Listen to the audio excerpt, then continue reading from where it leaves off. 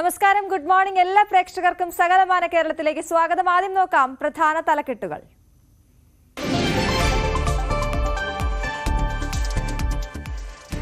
സാഹസികതയുടെ ചിറക് വിരിച്ച് വാഗമണ്ണിൽ അന്താരാഷ്ട്ര പാരാഗ്ലൈഡിംഗ് ഫെസ്റ്റ്. പങ്കെടുക്കുന്നത് അന്താരാഷ്ട്ര ഗ്ലൈഡർമാർ അടക്കമുള്ളവർ.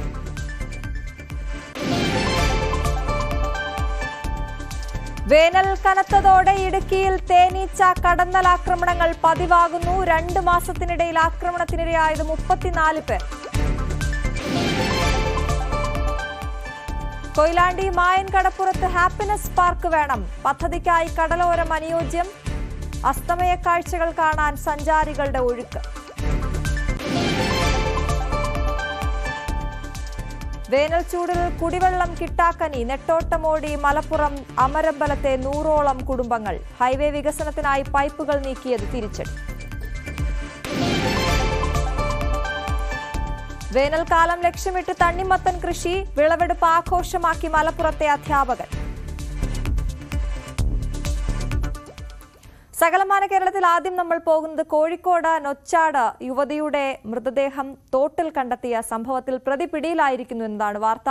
മലപ്പുറം സ്വദേശിയാണ് കസ്റ്റഡിയിലുള്ളത്. അനുവിന് വാഹനത്തിൽ ലിഫ്റ്റ് കൊടുത്ത ശേഷം തോട്ടിൽ തള്ളിയിട്ട് കൊലപ്പെടുത്തി സ്വർണം കവർന്ന് രക്ഷപ്പെടുകയായിരുന്നു ഇയാൾ. MS അനീഷ് കുമാർ വാർത്തയുടെ വിശദാംശങ്ങളുമായി ചേരുന്നു. അനീഷ്, വലിയ ദുരൂഹതയുണ്ട് എന്ന് ആ യുവതിയുടെ ബന്ധുക്കൾ ആരോപിച്ചതിനെ തുടർന്ന് നടത്തിയ അന്വേഷണത്തിനൊടുവിലാണല്ലോ ഇതിപ്പോൾ ഒരു കൊലപാതകമാണ് എന്ന് തെളിഞ്ഞിരിക്കുന്നതും പ്രതി പിടിയിലായിരിക്കുന്നതും. എന്തൊക്കെയാണ് വിശദാംശങ്ങൾ? തീർച്ചയായും അങ്ങേയറ്റം ഞെട്ടിക്കുന്ന ഒരു ക്രൂരമായ കൊലപാതകത്തിന്റെ ചുരുളാണ് ഇപ്പോൾ അഴിഞ്ഞിരിക്കുന്നത്. കാരണം അനുവിന്റെ മരണത്തിൽ വലിയ ദുരൂഹത കുടുംബം ആരോപിച്ചിരുന്നു. കാരണം മുട്ടറ്റം മാത്രം വെള്ളം ഉള്ള ഒരു തോട്ടിലാണ് അനു മുങ്ങി മരിച്ചത്. ഒപ്പം ശരീരത്തിൽ നിന്നും ആഭരണങ്ങൾ കാണാതാവുന്ന ഒരു സാഹചര്യം ഉണ്ടായിരുന്നു. ഒപ്പം ഈ അയൽവാസികളായ ചിലർ ഒരാളുടെ ബൈക്കിൽ കയറി അനു പോകുന്നത് കണ്ടു എന്നും അറിയിക്കുകയും ചെയ്തിരുന്നു. ഇതിന്റെ അടിസ്ഥാനത്തിൽ പോലീസ് ഈ ചുവന്ന ബൈക്ക് കേന്ദ്രീകരിച്ച് നടത്തിയ അന്വേഷണത്തിലാണ് ഇപ്പോൾ മലപ്പുറം സ്വദേശിയായ ആളാണ് കൊലപാതകം നടത്തിയതെന്ന് കണ്ടെത്തിയിരിക്കുന്നത്. ഇയാൾ ബൈക്കിൽ അനുവിന് ലിഫ്റ്റ് കൊടുത്തിരുന്നു. തുടർന്ന് തോടിന്റെ സമീപം എത്തിയപ്പോൾ തോട്ടിലേക്ക് തള്ളിയിടുകയും വെള്ളത്തിൽ തല ചവിട്ടി താഴ്ത്തി കൊലപ്പെടുത്തുകയുമായിരുന്നു. കൊലയ്ക്ക് ശേഷം ഈ അനുവിന്റെ ശരീരത്തിലുള്ള സ്വർണ്ണാഭരണങ്ങൾ അപഹരിച്ചാണ് ഇയാൾ കടന്നുകളയുകയും ചെയ്തു. എന്തായാലും ഈ നാട്ടുകാരുടെ മൊഴി അനുസരിച്ച് CCTV ദൃശ്യങ്ങളും മറ്റും അടിസ്ഥാനപ്പെടുത്തി നടത്തിയ തെരച്ചിലിൽ ഇയാളുടെ ചിത്രം അല്ലെങ്കിൽ ഇയാളുടെ ദൃശ്യങ്ങൾ പോലീസിന് ലഭിക്കുകയായിരുന്നു. തുടർന്ന് നടത്തിയ അന്വേഷണത്തിലാണ് മലപ്പുറം സ്വദേശിയായ ഇയാളുടെ വീട്ടിൽ നിന്നും പോലീസ് അറസ്റ്റ് ചെയ്യുകയും ചെയ്തിരിക്കുന്നത്. ഈ പ്രതി സ്ഥിരമായി ഇത്തരത്തിലുള്ള കവർച്ചാരീതി നടത്തുന്ന ആളാണ് എന്ന് പോലീസ് കണ്ടെത്തിയിട്ടുണ്ട്. നേരത്തെ ബലാത്സംഗ കേസിലും ഇയാൾ പ്രതിയാണ് എന്നാണ് പോലീസ് പറയുന്നത്. നിരവധി കേസുകൾ ഇയാൾക്കെതിരെ ഉണ്ട് എന്നാണ് മനസ്സിലാക്കാൻ കഴിയുന്നത്. പ്രതിയുടെ അറസ്റ്റ് രേഖപ്പെടുത്തിയ ശേഷം പൂർണ്ണ വിശദാംശങ്ങൾ ഇതുമായി ബന്ധപ്പെട്ട് പുറത്തു പറയും എന്നാണ് പോലീസ് പറയുന്നത്. നേരത്തെ തന്നെ പോലീസിന് ഇത്തരമൊരു സംശയം ഉണ്ടായിരുന്നു. കാരണം സ്വാഭാവികമായി തോട്ടിൽ വീണ് മരിച്ചതല്ല എന്ന ഒരു കണ്ടെത്തൽ തന്നെയാണ് പോലീസ് നടത്തിയത്. ഇതിനുശേഷമാണ് വളരെ വിശദമായ അന്വേഷണങ്ങൾ നടത്തിയത്. തിങ്കളാഴ്ചയാണ് വാളൂർ സ്വദേശിയായ അനു സ്വന്തം വീട്ടിൽ നിന്ന് ഭർത്താവിന്റെ വീട്ടിലേക്ക് പോകുന്നതിനായി ഇറങ്ങിയത്. അതിനുശേഷം പിന്നീട് അനുവിനെ കാണാതാവുകയായിരുന്നു. തുടർന്ന് ഉച്ചവരെ ഈ ഭാര്യയെ കാത്തു നിന്നിട്ടും എത്താതെ വന്നതോടെ പോലീസ് സ്റ്റേഷനിൽ പരാതി നൽകുകയും പോലീസ് ആ മേഖലകളിൽ അന്വേഷണം നടത്തുകയും ചെയ്തു. ഇതിനുശേഷം പിറ്റേ ദിവസമാണ് ഈ തോട്ടിന് സമീപം പുല്ലരിയാനെത്തിയ സ്ത്രീകൾ ഈ മരിച്ച നിലയിൽ അനുവിനെ കണ്ടെത്തിയതും തുടർന്ന് ഈ സംഭവവുമായി ബന്ധപ്പെട്ട് അന്വേഷണങ്ങൾ നടത്തുകയും ചെയ്തു. എന്തായാലും മാലയും പാദസരവും അടക്കമുള്ള സ്വർണ്ണാഭരണങ്ങളാണ് പ്രതി അപഹരിച്ചിരിക്കുന്നത്. ഇതുമായി ബന്ധപ്പെട്ട വിശദമായ അന്വേഷണം ഇപ്പോൾ തുടരുകയാണെന്ന് പോലീസ് പറയുന്നു. അനീഷ്, ആദ്യം തന്നെ ദുരൂഹത ബന്ധുക്കൾ ആരോപിച്ചിരുന്നുവെങ്കിലും അനുവിനെ കാണാതായത് മുതൽ ഉള്ള കാര്യങ്ങൾ ഇനിയും അന്വേഷിക്കേണ്ടതില്ലേ? പ്രത്യേകിച്ച് ഇയാൾ ഒരു സ്ഥിരം കുറ്റവാളിയാണ് ഇപ്പോൾ കസ്റ്റഡിയിലുള്ളത് അല്ലെങ്കിൽ പിടിയിലായത് എന്ന് പറയുമ്പോൾ എങ്ങനെയാണ് ഇയാൾ അനുവിന് ലിഫ്റ്റ് കൊടുക്കാനുള്ള ഒരു സാഹചര്യം എന്നതടക്കം, ഇയാളുടെ ബൈക്കിൽ എങ്ങനെ അനു കയറി എന്നതടക്കമുള്ള കാര്യങ്ങളിലേക്ക് അന്വേഷണം പോകേണ്ടതില്ലേ? തീർച്ചയായും ഇക്കാര്യങ്ങളിൽ വളരെ വിശദമായ അന്വേഷണം നടത്തുമെന്നാണ് പോലീസ് പറയുന്നത്. അനുവും ഈ പ്രതിയുമായി മുൻപരിചയം ഇല്ല എന്നാണ് നമുക്ക് നിലവിൽ ലഭിക്കുന്ന സൂചനകൾ. നാട്ടിൻപുറമാണ്, പെട്ടെന്ന് ഒരാൾ വന്നപ്പോൾ എങ്ങനെ ലിസ്റ്റ് വാങ്ങിപ്പോയി എന്നടക്കമുള്ള കാര്യങ്ങൾ, അല്ലെങ്കിൽ സാധാരണഗതിയിൽ അപരിചിതനായ ആൾ വരുമ്പോൾ നാട്ടിൻപുറത്തെ ഈ വീട്ടമ്മമാർ സ്ത്രീകളൊക്കെ ഇത്തരത്തിൽ പെട്ടെന്ന് ലിഫ്റ്റ് വാങ്ങുമോ, അല്ലെങ്കിൽ ഇവർ തമ്മിൽ എന്തെങ്കിലും മുൻപരിചയമുണ്ടോ എന്നടക്കമുള്ള കാര്യങ്ങളെ കുറിച്ചൊക്കെ വളരെ വിശദമായി അന്വേഷണം നടക്കുകയാണ് എന്ന് പോലീസ് പറയുന്നു. എന്തായാലും പതിവ് രീതി തന്നെയാണ് ഇയാളുടെ ഈ ലിഫ്റ്റ് നൽകി ഈ സ്ത്രീകളെ ഉപദ്രവിക്കുക അല്ലെങ്കിൽ ഇത്തരത്തിൽ കവർച്ച നടത്തുക എന്നത് പതിവ് രീതിയാണ് എന്നാണ് പോലീസ് പറയുന്നത്. ഇയാൾ ഉപയോഗിച്ചത് ഈ മോഷ്ടിച്ചെടുത്ത ബൈക്ക് ആണ് എന്നാണ് നമുക്ക് മനസ്സിലാക്കാൻ കഴിയുന്നത്. അതുകൊണ്ട് ഈ ബൈക്കൊക്കെ കേന്ദ്രീകരിച്ച് പലപ്പോഴും അന്വേഷണം നടത്തുമ്പോഴും ഈ പ്രതിയിലേക്ക് നേരിട്ടെത്താൻ കഴിയാതെ വരും. കാരണം ഈ ബൈക്കിന്റെ രജിസ്റ്റേർഡ് ഓണറുടെ വിലാസത്തിലൊക്കെയാണ് പലപ്പോഴും അന്വേഷണങ്ങൾ എത്തി നിൽക്കുക. അതുകൊണ്ട് അത്തരത്തിലൊരു രീതിയാണ് ഇയാൾ പലപ്പോഴും അവലംബിച്ചിരിക്കുന്നത് എന്നാണ് പോലീസ് പറയുന്നത്. പക്ഷെ ഇവിടെ കൃത്യമായി CCTV ദൃശ്യങ്ങളിൽ പതിഞ്ഞതാണ് അയാൾക്ക് തിരിച്ചടിയായി മാറുകയും പോലീസിന് പ്രതിയിലേക്ക് എത്തിപ്പെടാൻ കഴിയുകയും ചെയ്തു. എന്തായാലും അങ്ങേയറ്റം ഞെട്ടിക്കുന്ന അല്ലെങ്കിൽ ക്രൂരമായ ഒരു കൊലപാതക രീതി തന്നെയാണ് ഇയാൾ ചെയ്തിരിക്കുന്നത്. കാരണം സ്വർണ്ണാഭരണങ്ങൾക്ക് വേണ്ടി ഒരു സ്ത്രീയെ കൊലപ്പെടുത്തുക, അത് കുന്നു തോട്ടിലേക്ക് തള്ളുക, മരണം ഉറപ്പാക്കിയ ശേഷം ശരീരത്തിൽ നിന്നും സ്വർണം കവർന്ന് പോവുക, യാതൊരു കൂസലുമില്ലാതെ പിന്നീട് സാധാരണ ജീവിതം നയിക്കുക എന്നിങ്ങനെയുള്ള അങ്ങേയറ്റം ക്രൂരമായ ഒരു കൊലപാതക രീതി തന്നെയാണ് ഇത് എന്ന് ആണ് പോലീസ് പറയുന്നത്. വിശദമായ ചോദ്യം ചെയ്യൽ ഇയാളെ നടത്തിക്കൊണ്ടിരിക്കുകയാണ്. എങ്ങനെയാണ് സംഭവം ഉണ്ടായത്, ഏത് സ്ഥലത്ത് വെച്ചാണ് ഈ സ്ത്രീയെ ലിഫ്റ്റിൽ കയറ്റി കൊണ്ടുപോയത്, അതിനുശേഷം എവിടെ വെച്ചാണ് ഈ കൊലപാതകം എന്ന രീതിയിലേക്ക് എത്തുക, കൊലപാതകം ചെയ്ത ശേഷം അവിടെ കൊണ്ടുവരികയായിരുന്നോ അതോ വളരെ പെട്ടെന്ന് വാഹനത്തിൽ നിന്നും ഇറക്കിയ ശേഷം തോട്ടിലേക്ക് തള്ളിയിട്ട് കൊല്ലുകയായിരുന്നു എന്നടക്കമുള്ള കാര്യങ്ങളെ കുറിച്ചൊക്കെ ഉള്ള അന്വേഷണം ഈ സ്ത്രീയുമായി അനുവുമായി എന്തെങ്കിലും മുൻപരിചയം പ്രതിക്കുണ്ടായോ അതോ സ്വാഭാവികമായി പെട്ടെന്ന് യാദൃശ്യമായി ലിഫ്റ്റ് നൽകിയതാണോ തുടങ്ങിയ കാര്യങ്ങളെ കുറിച്ചിട്ടുള്ള വിശദമായ അന്വേഷണം പുരോഗമിക്കുകയാണ്. ശരി, MS അനീഷ് കുമാറാണ് വാർത്തയുടെ വിശദമായ വിവരങ്ങൾ നൽകിയത്. എന്തായാലും ആ കാര്യത്തിൽ പോലീസ് അന്വേഷണം പുരോഗമിക്കുകയാണ്. തിരുവനന്തപുരം കാരയ്ക്ക മണ്ഡപത്തിന് സമീപം വാഹനാപകടത്തിൽ നിരവധി പേർക്ക് പരിക്ക്. നിയന്ത്രണം വിട്ട കാറ് 3 സ്കൂട്ടറുകളിലിടിച്ചാണ് അപകടമുണ്ടായത്. വാഹനം ഓടിച്ചിരുന്നയാൾ ഇറങ്ങിയോടി. വാഹനത്തിൽ നിന്ന് മദ്യം കണ്ടെത്തിയതായി പോലീസ് പറഞ്ഞു.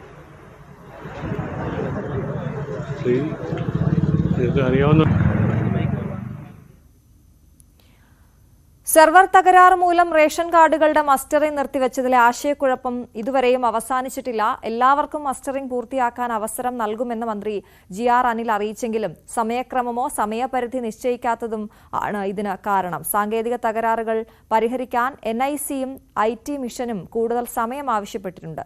തകരാറുകൾ പരിഹരിച്ചതായി ഇവർ അറിയിച്ചാൽ മാത്രമേ ഇനി മസ്റ്ററിംഗ് പുനരാരംഭിക്കൂ. വേനൽ ചൂടിൽ കുടിവെള്ളം കിട്ടാക്കനിയായതോടെ മലപ്പുറം അമരമ്പലം പഞ്ചായത്തിലെ 100ഓളം കുടുംബങ്ങൾ ദുരിതത്തിലാണ്. മലയോര ഹൈവേയുടെ നിർമ്മാണത്തിന്റെ ഭാഗമായി വാട്ടർ അതോറിറ്റി പൈപ്പുകൾ മാറ്റിസ്ഥാപിക്കുന്നതാണ് ഈ ദുരിതത്തിന് കാരണം. വേനൽ ചൂടിൽ കുടിവെള്ളം പോലും കിട്ടാതെ നെട്ടോട്ടമോടുകയാണ് മലപ്പുറം അമരമ്പലം പഞ്ചായത്തിലെ 100ഓളം കുടുംബങ്ങൾ. പുഴകളും ജലാശയങ്ങളും വറ്റി വരണ്ടത് കിണറുകളിലെ ജലനിരപ്പ് കുറയാൻ ഇടയാക്കിയിട്ടുണ്ട്. ഇതോടെ അലക്കാനും കുളിക്കാനും പൈപ്പ് വെള്ളത്തെ മാത്രം ആശ്രയിക്കേണ്ട ഗതികേടിലാണ്. സർക്കാരിന്റെ ഈ ജലവിതരണം കൂടി അവതാളത്തിലായപ്പോൾ വെള്ളത്തിനു വേണ്ടി എന്തു ചെയ്യണമെന്നറിയാത്ത അവസ്ഥയിലാണ് നാട്ടുകാർ. നിലമ്പൂർ പൂക്കോട്ടുംപാടം മലയോര ഹൈവേയുമായി ബന്ധപ്പെട്ട് രൂക്ഷമായ കുടിവെള്ള പ്രശ്നമാണ് നമ്മുടെ മേഖലയിലുള്ളത്. സ്ഥിരമായി വെള്ളം ഉപയോഗിക്കുന്ന ആളുകൾക്ക്, പൈപ്പ് ലൈൻ ഉപയോഗിക്കുന്ന ആളുകൾക്ക് ഇന്ന് വെള്ളം കിട്ടാത്ത അവസ്ഥയിൽ വളരെ പ്രയാസപ്പെട്ട് നിൽക്കുകയാണ്. അതുകൊണ്ട് തന്നെ നമ്മൾ ഒരു വീട്ടുകാരോട് ചോദിച്ചിട്ട് കുഴൽക്കിണറിന് താൽക്കാലികമായ സംവിധാനം നമ്മൾ ഏർപ്പെടുത്തിയിട്ടുണ്ട്. എത്രയും പെട്ടെന്ന് നമ്മൾ വാട്ടർ അതോറിറ്റിയും അതുപോലെ തന്നെ നമ്മുടെ ഈ റോഡ് വർക്കിൻ്റെ ആളുകളൊക്കെ ബന്ധപ്പെട്ടുകൊണ്ട് വെള്ളം പുനഃസ്ഥാപിക്കണം, ആളുകളുടെ പ്രയാസം നീക്കണം എന്നുള്ളതാണ് ഞങ്ങൾക്ക് പറയാനുള്ളത്. ഇത് ദിവസം കൊണ്ടുപോകുക എന്ന് പറഞ്ഞാൽ ഞങ്ങളെ സംബന്ധിച്ച പ്രയാസമാണ്.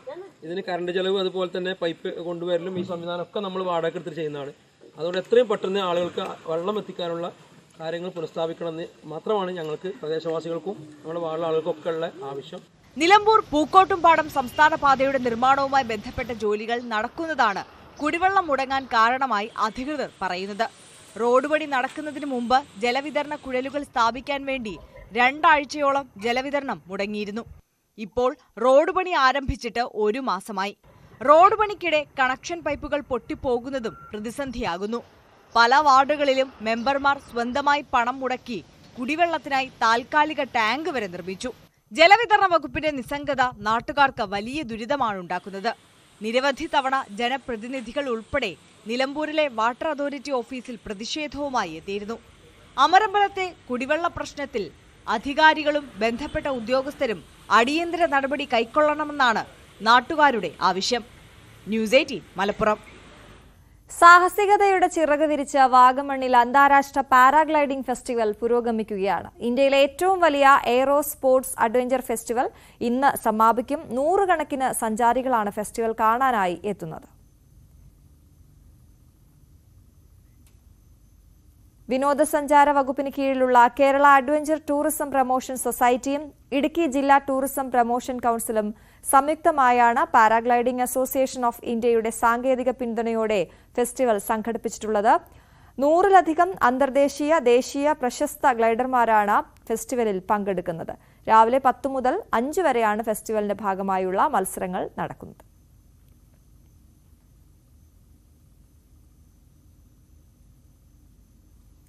കൊച്ചി ധനുഷ്കോടി ദേശീയപാതയിൽ നേര്യമംഗലം വനമേഖലയിൽ പാതയോരത്ത് സോളാർ ലൈറ്റുകൾ സ്ഥാപിക്കണമെന്ന് ആവശ്യം. വന്യമൃഗശല്യമുള്ള നേര്യമംഗലം വാളറ വനപാതയിലൂടെയുള്ള രാത്രിയാത്രയ്ക്ക് സുരക്ഷയൊരുക്കണമെന്നാണ് ആവശ്യം.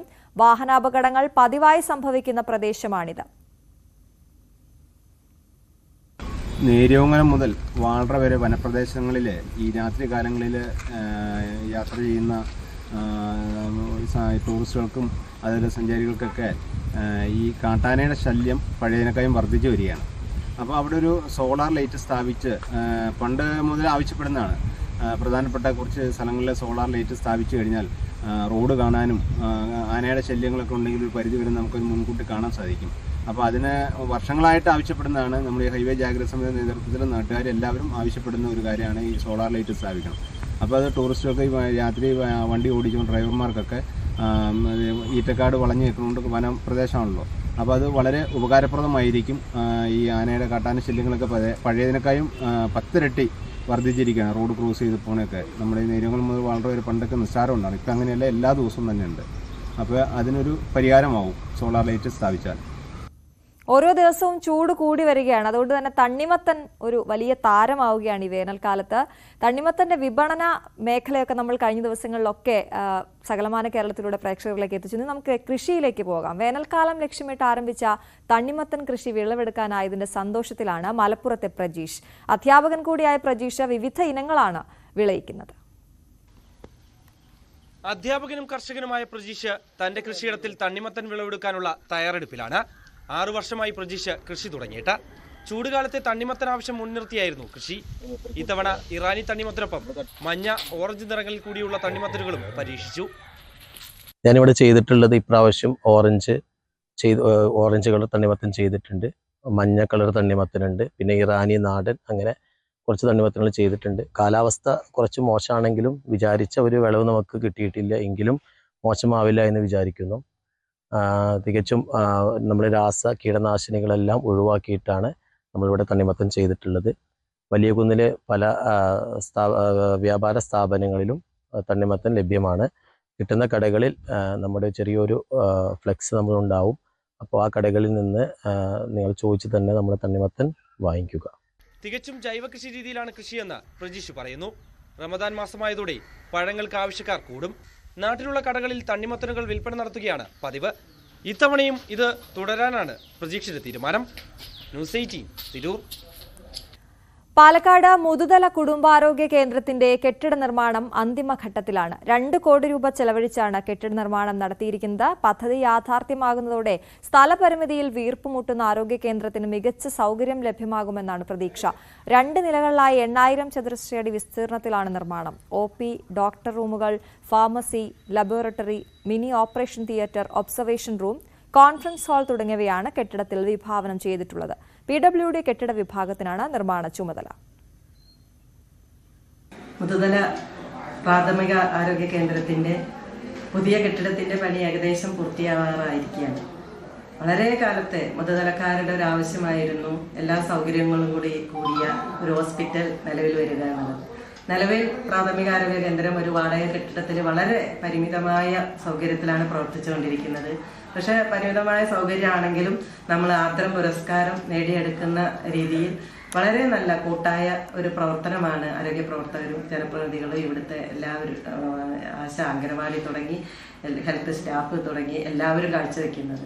നമുക്ക് കുറെ കൂടി സൗകര്യമുള്ള ഹോസ്പിറ്റൽ വരികയാണെങ്കിൽ ഇതിൽ നന്നായി നമുക്ക് ആരോഗ്യരംഗത്ത് പ്രവർത്തിക്കാൻ കഴിയും. ഒരുപാട് കാലത്തെ നീണ്ട കാത്തിരിപ്പിന് ശേഷമാണ് നമുക്ക് ഒരു സ്ഥലം സൗജന്യമായി തരികയും ആ അമ്മയെ എത്ര അഭിനന്ദിച്ചാലും മതിയാവില്ല. ആ സ്ഥലത്ത് ഇപ്പോൾ നല്ല 2 നില കെട്ടിടം ഉയർന്നുകൊണ്ടിരിക്കുന്നത്. കനവ് പദ്ധതിയുടെ ഭാഗമായുള്ള ആദ്യ സംഘത്തിന്റെ ഡ്രൈവിംഗ് പരിശീലനവും ടെസ്റ്റും പൂർത്തിയായി. സ്ത്രീ ശാക്തീകരണം ലക്ഷ്യമാക്കി ഇടുക്കി മറയൂർ ഗ്രാമപഞ്ചായത്തിലെ 24 ഗോത്ര സങ്കേതങ്ങളിലെ സ്ത്രീകൾക്ക് വേണ്ടിയാണ് പദ്ധതി നടപ്പാക്കുന്നത്. മറയൂർ ഗ്രാമപഞ്ചായത്തിന്റെ സഹകരണത്തോടെയാണ് പദ്ധതി.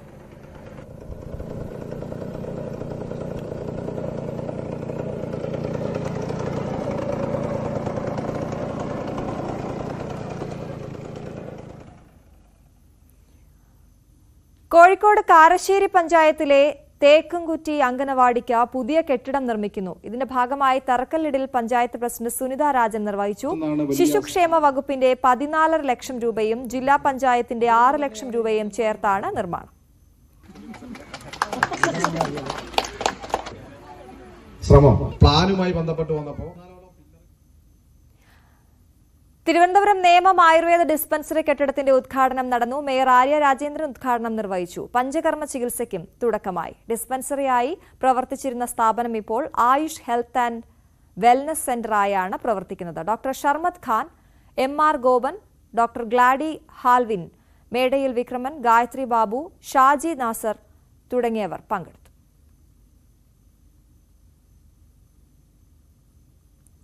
വേനൽ കടുത്തതോടെ ഇടുക്കിയിൽ തേനീച്ച കടന്നലാക്രമണങ്ങൾ പതിവാവുകയാണ്. 2 മാസത്തിനിടെ 34 പേർക്കാണ് തേനീച്ചയുടെ കുത്തേറ്റ് ചികിത്സ തേടേണ്ടി വന്നത്. തേനീച്ച ആക്രമണത്തിൽ 2 പേർക്ക് ജീവൻ നഷ്ടമാവുകയും ചെയ്തു. ഈ വർഷം ആദ്യം തേനീച്ച ആക്രമണമുണ്ടായത് നെടുങ്കണ്ടം കല്ലാറിലാണ്. ജനുവരി 21-ന് ഇവിടെ 4 പേർക്ക് പെരുന്തേനീച്ചയുടെ കുത്തേറ്റു.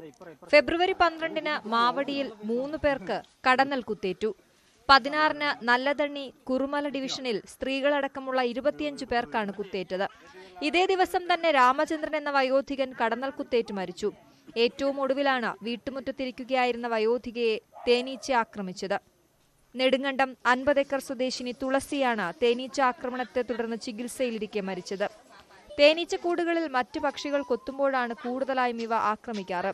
തേനെടുക്കുവാൻ അശാസ്ത്രീയ മാർഗങ്ങൾ സ്വീകരിക്കുന്നതും അപകടത്തിന് കാരണമാകുന്നുണ്ട്. അശാസ്ത്രീയമായിട്ടാണ് ഈ തേനെടുക്കാൻ വേണ്ടി നാട്ടുകാര് തേനീച്ചയുടെ റാക്കുകൾ കത്തിച്ചുകൊണ്ടും ഉപദ്രവിച്ചുകൊണ്ടും നടക്കുക. അപ്പോൾ തേനീച്ച അവിടുന്ന് പലായനം ചെയ്ത് പോകുന്ന വഴിക്ക് കണ്ണി കണ്ടവരെല്ലാം തേനീച്ച കുത്തിയാണ് പോകുന്നത്. തേനീച്ച കൂട്ടത്തോടെ ആയിരക്കണക്കിനും 10,000-കണക്കിന് തേനീച്ച വന്നാൽ ആർക്കും ഒന്നും ചെയ്യാൻ പറ്റില്ല. കാരണം ഇത് ചെറിയ ജീവിയാണല്ലോ. അപ്പോൾ ഇതിനുള്ള പരിഹാരം എന്ന് പറയുന്നത് വനത്തിലെ ആദിവാസികൾ തേനെടുക്കുന്ന രീതിയിൽ എടുത്തില്ലെങ്കിൽ അപകടമാണ്. ഇതിപ്പോൾ തേനുള്ള സമയമാണ്. വേനൽക്കാലത്ത് തേനുണ്ടാവും. അത് ശേഖരിക്കാൻ ചെല്ലുന്നവർ ചിലപ്പോൾ ചില വീടുകളുടെ ടെറസിന്റെ താഴെ ആയിരിക്കാം, അവരുടെ മരത്തിലായിരിക്കാം. അവിടെ എല്ലാം ചെന്നിട്ട് തേനെടുക്കാൻ വരുന്നവർ തേൻ മാത്രമേ ആഗ്രഹിക്കുന്നുള്ളൂ. മറ്റുള്ളവർക്ക് ഇത് ഉപദ്രവമാവോ എന്ന് അവർ ചിന്തിക്കുന്നില്ല. അപ്പോൾ അതിനുള്ള ഒരു നടപടി ഫോറസ്റ്റ് ഡിപ്പാർട്ട്മെന്റ് തന്നെ ഈ കാര്യത്തിൽ ശ്രദ്ധിച്ചുകൊണ്ട് ഈ ജനവാസ മേഖലയിരിക്കുന്ന തേനെടുക്കാൻ ആളുകളെ കൊണ്ട് സമ്മതിപ്പിക്കരുത്. ഇതേസമയം തേനീച്ച ആക്രമണത്തിൽ മരിച്ചവർക്കുള്ള നഷ്ടപരിഹാര തുക നൽകാൻ വനം വകുപ്പ് തയ്യാറാകുന്നില്ലെന്ന ആക്ഷേപവുമുണ്ട്. തേനീച്ചയുടെയോ കടന്നലിന്റെയോ ആക്രമണമുണ്ടായി മരിച്ചാൽ 10 ലക്ഷം രൂപയാണ് നഷ്ടപരിഹാരമായി നൽകുന്നത്. ഇതും കൃത്യമായി നൽകുന്നില്ലെന്നാണ് ആരോപണം. ന്യൂസ് 18 ഇടുക്കി. പ്രളയത്തിൽ തകർന്ന ഇടുക്കിയിലെ മ്ലാമലയിലുള്ള ശാന്തിപാലം പുനർനിർമ്മിച്ചു. വർഷങ്ങളുടെ പോരാട്ടത്തിനും കോടതി വ്യവഹാരത്തിനും ഒടുവിലാണ് നിർമ്മാണം പൂർത്തിയാക്കിയത്. മ്ലാമല ഫാത്തിമ മാത സ്കൂളിലെ 5 വിദ്യാർത്ഥികൾ ചേർന്ന് ഹൈക്കോടതി ചീഫ് ജസ്റ്റിസിന് കത്തെഴുതിയതോടെയാണ് പാലം യാഥാർത്ഥ്യമായത്.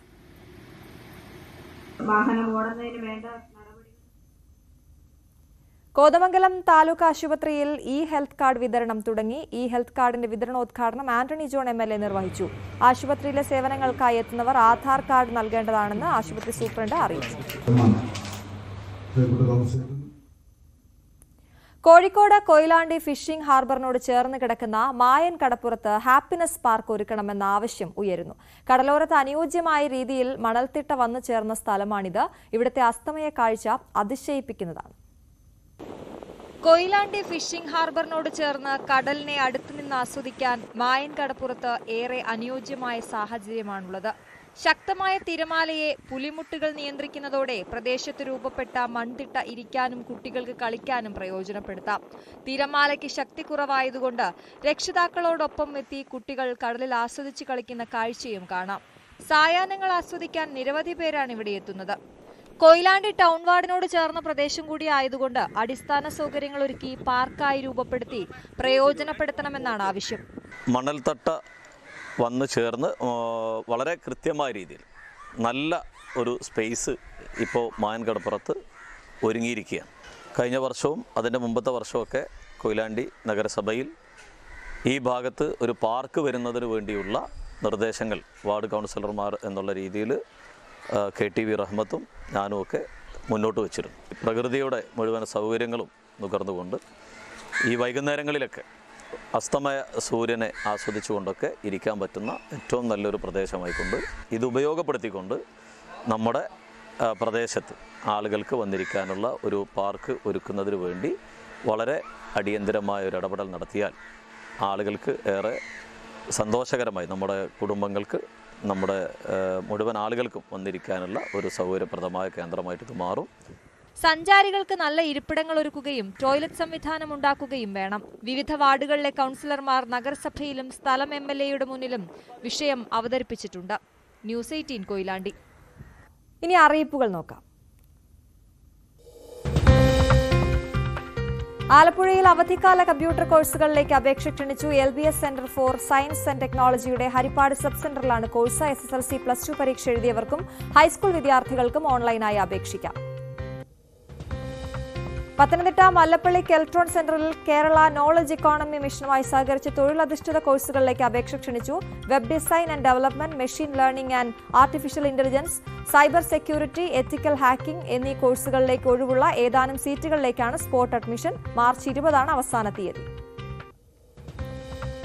കേരള സാമൂഹ്യ സുരക്ഷാ മിഷൻ വിദ്യാർത്ഥികൾക്കായി നടപ്പിലാക്കുന്ന പ്രതിമാസ ധനസഹായ പദ്ധതിയായ സ്നേഹപൂർവ്വത്തിലേക്ക് ഈ മാസം 31 വരെ അപേക്ഷിക്കാം. മാതാപിതാക്കൾ മരണമടഞ്ഞതും നിർധന കുടുംബങ്ങളിൽപ്പെട്ടവർക്കും സർക്കാർ എയ്ഡഡ് വിദ്യാഭ്യാസ സ്ഥാപനങ്ങളിൽ ബിരുദം, പ്രൊഫഷണൽ ബിരുദം വരെ പഠിക്കുന്നതുമായ വിദ്യാർത്ഥികൾക്ക് അപേക്ഷിക്കാം. കൂടുതൽ വിവരങ്ങൾ മിഷന്റെ വെബ്സൈറ്റിൽ ലഭ്യമാണ്. എറണാകുളം ഗവൺമെന്റ് മഹാരാജാസ് താലൂക്ക് ആശുപത്രിയിലെ KASP ഇൻഷുറൻസ് പദ്ധതിയുടെ കീഴിൽ വരുന്ന രോഗികൾക്ക് 2024-25 സാമ്പത്തിക വർഷത്തേക്ക് ആവശ്യമായ മരുന്നുകൾ വിതരണം ചെയ്യുന്നതിന് താൽപര്യമുള്ള സർക്കാർ അംഗീകൃത സ്ഥാപനങ്ങളിൽ നിന്ന് ടെൻഡറുകൾ ക്ഷണിച്ചു. ടെൻഡറുകൾ മാർച്ച് 19 ഉച്ചയ്ക്ക് ശേഷം 3 വരെ നൽകാം. ചാലക്കുടി മോഡൽ റെസിഡൻഷ്യൽ സ്കൂളിൽ അധ്യാപകരെ താൽക്കാലികമായി നിയമിക്കുന്നു. ഹൈസ്കൂൾ വിഭാഗത്തിൽ Malayalam manager cum residential tutor തസ്തികയിലും ഹയർ സെക്കൻഡറി വിഭാഗത്തിൽ ഫിസിക്സ്, ഇംഗ്ലീഷ് വിഷയത്തിലും ദിവസവേതന അടിസ്ഥാനത്തിലാണ് നിയമനം. താൽപര്യമുള്ളവർ ഏപ്രിൽ 15 മുമ്പായി ട്രൈബൽ ഡെവലപ്മെന്റ് ഓഫീസിൽ അപേക്ഷകൾ സമർപ്പിക്കുക. സകലമാന കേരളം പൂർണ്ണമാവുകയാണ്. നമസ്കാരം.